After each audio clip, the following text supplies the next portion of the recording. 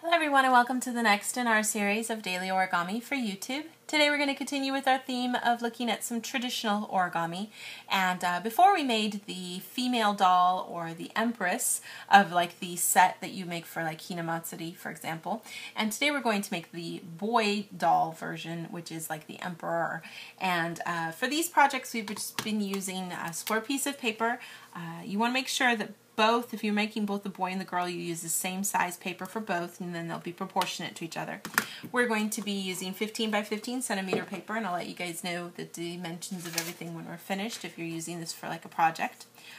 What we're going to do, generally for the boy, you want to use something kind of darker, like a blue or purple for the colors for that. Or you can use some really fancy kind of handmade paper, and these make really pretty little decorative pieces. So I'm going to start off here with my color side facing down. Now, I do give you guys a little warning, you do need scissors for this project. This is a traditional project that's been around longer than any of you guys probably. So, you know, it's not against the rules, but, you know, if you're living by the rules of pure origami that only uses one square piece of paper and no glue, no scissors, then you don't want to do this project. But in terms of the general rules of what origami really is, this is totally acceptable. So, just let you guys know that. You'll definitely need these, so I'll give you a warning now. What we're going to do, color side facing down, we're going to go ahead and fold our paper in half into a big triangle. And then I'm going to take it and fold it in half again here. Get a good crease. Then I'm going to fold it in half again, bringing these two flaps on the side all the way over. I'm doing this so that I can find where my center is.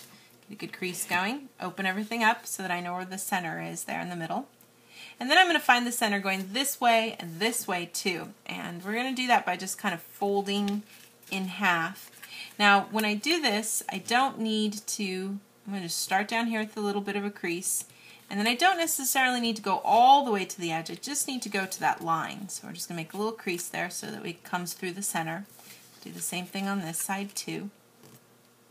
We are going to use the creases we're making later though, so you do want to make sure that you're lining everything up right. Get a good crease going. Open it up. So we've got those two little flaps still open on the right side. I'm going to go ahead and cut right along the center crease right up to the point where all of those creases met in the middle. So come right up here. And then we can take everything and open it up, and we're going to look at the white side, the color side facing down. Now I want to take each of these flaps that you see here and we're going to fold them towards the center. Now a few of them might need to be readjusted because of the way that we folded everything all at once. Some of the creases aren't very exact, so if you need to kind of just readjust a little bit so that everything comes to a nice point at the top. And one of the sides will need to be reversed because it's going the wrong way there, so you just kind of get it folded the right way, but it should go fairly quickly since the crease is already there. Don't worry if your edge doesn't exactly match up with where you cut. It's okay if that cut extended just a tad bit farther. Get those kind of folded into the center. We're just going to go around and do this for all four of these points and create kind of like this cool looking little star shape.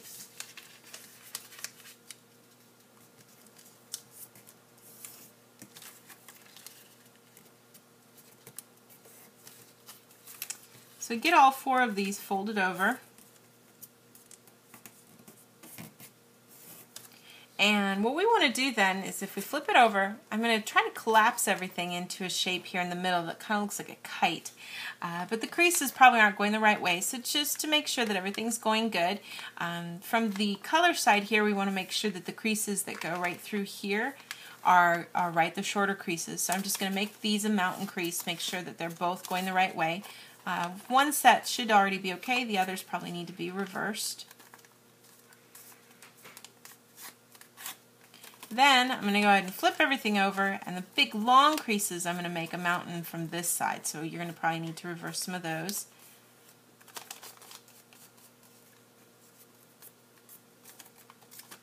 And I'll do the other one too. And this just makes the next step a little easier because then everything collapses nice and easily. So flip it back over to the color side, find those mountain creases and kind of just pinch on opposite sides here and push in until everything shimmies around and makes this nice little kite shape.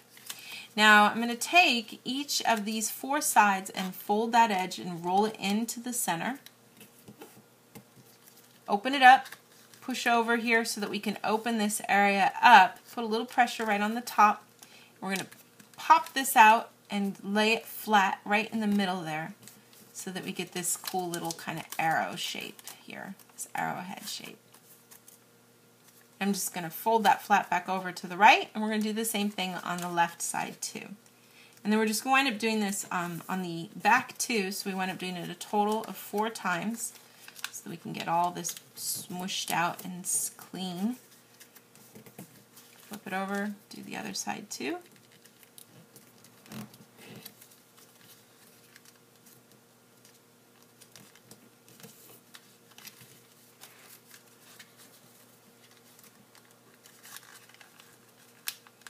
Get everything to kind of pop open and get a nice smooth surface there.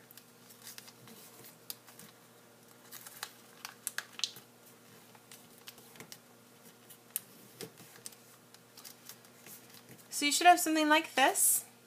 Then I'm going to just take one layer and fold it over from the left to right, flip it over and do the same thing on the other side so that you're looking at these free kind of legs here. I want to take and fold up one set of these.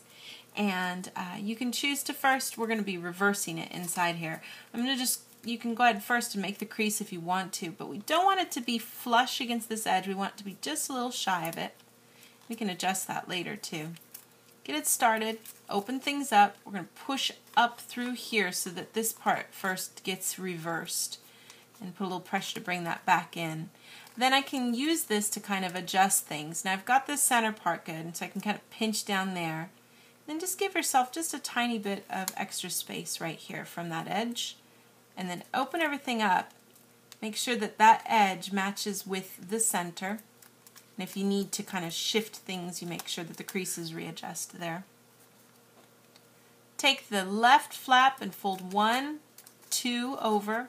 And now we're going to repeat these steps on this side too. So we get the crease started, pop it up here so that we can hold on to that leg, pinch down in the center. And then just find that spot where things are a little off from that edge. Open it up, make sure it lines up good with the center, and smooth everything out. Take that flap and return it over. And then if you kind of look on the back, we just need to open up one of the flaps in the back too so that we get a nice smooth surface for both the front and the back. Then I'm going to take this top layer and fold it up as far as it'll let me, right into that center. Keep everything as straight as you can. Keep these parts folded out nice. You want to make sure you get a good crease there. And you can kind of check to make sure everything's centered by kind of looking at it from the back too and following that center crease. Then I could take the top part and fold it straight down to that center part. Make a good crease here. What we're going to do is right on that crease I'm going to cut. Now I don't want to cut the whole thing off. What I want to do is cut right in the middle, and that can be a little tricky, so we're going to fold things in half first and then cut along that crease. Now you don't want to cut all the way to the edge because then obviously you'll cut the whole thing off. We just want to go a little bit beyond halfway. So you wind up having this nice little kind of slit in the middle. Now I want to take this back peak and make sure that that goes through that slit. And then gently let this part just fold back behind. And you can make sure everything lines up good in the center there when you do that. So we have something that looks like this. Now the next thing I want to do here is go ahead and take the bottom part and fold it so that it's flush with these 2 points here. Now this emperor or boy is sitting on his knees, so what we're looking at here are his knees. We get that part folded, and then I'm going to tuck this actually inside the very farthest point. Get that to slide all the way up so that it's out of the way. So you're looking at his knees, and then this is like the elbow of the sleeves of his kimono. So that's kind of giving you guys an idea. And that's his head, his little pointy hat that he usually wears. So we've got all of that folded over, and then what we want to do is bring the arms of the kimono here over, and we can go ahead and tuck them. And you can choose a couple ways. You can keep it kind of 3D by just curling it around and letting it rest inside. There's a little pocket right here. We're kind of stick right into that. So you can kind of keep this sort of 3D feel to stuff if you want. Or, of course, you can smush it down flat if you're using this like for a card. But that gives you sort of the finished emperor or male doll here. And this can be used, like I said, for Hina Matsuri, which is in March. You can use it for Tanabata, which was last week. And this could be Hikoboshi. There's so many different ways that you can use this. It's not just limited to Hina Matsuri necessarily. So, but this guy is about 6.5 centimeters wide and tall. He's about 5.5 centimeters tall. So we got him there.